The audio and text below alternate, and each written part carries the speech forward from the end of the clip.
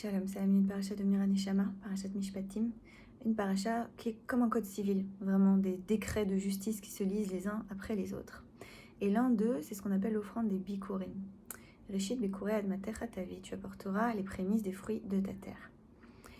Et en lisant ces lignes, aujourd'hui, je pense aux prémices de nos fruits qu'on a reçus hier dans un cercueil, 2 petits corps qui auront éternellement 9 mois et 4 ans. Ariel Bibas et Kfir Bibas, qui sont morts il y a 15 mois, dont on reçoit seulement aujourd'hui les corps morts. Et je pense à ce que nous enseigne le Méhachiloar sur ce verset, qui nous dit en fait l'enseignement des Bikurim, c'est-à-dire de ne pas garder pour soi les prémices de notre terre, mais d'aller les donner, les apporter au temple, c'est le contrôle des impulsions. Alors, je ne vais pas garder pour moi la première chose comme ça, je vais être dans la régulation émotionnelle, la régulation de l'instinct de garder pour moi, et je vais aller donner ça, et ensuite je pourrai profiter.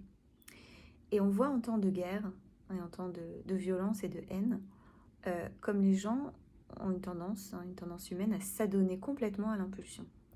L'impulsion de la foule à Gaza lors de la remise des cercueils qui sifflait avec beaucoup d'enthousiasme et criait des choses. L'impulsion de ceux qui en diaspora ne peuvent pas s'empêcher d'arracher les images et les noms de ces bébés morts. Cette impulsion-là qui vient du fait que c'est insupportable de voir le juif souffrir, de voir la souffrance du juif même mort.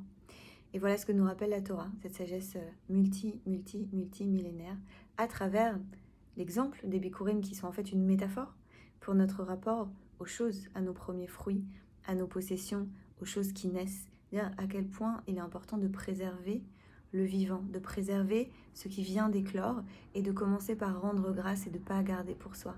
Et au-delà de ça, sur le travail sur soi, le travail des émotions, ne pas s'adonner aux impulsions. Et en temps de guerre, ça paraît d'autant plus important de faire ce travail-là sur nous-mêmes, sur nos propres impulsions, et de rester dans un monde où on peut choisir nos actions plutôt que se donner à nos impulsions. C'était la minute paracha de Mira Neshama. Si ça vous a parlé, n'hésitez pas à liker, à partager. Shabbat Shalom.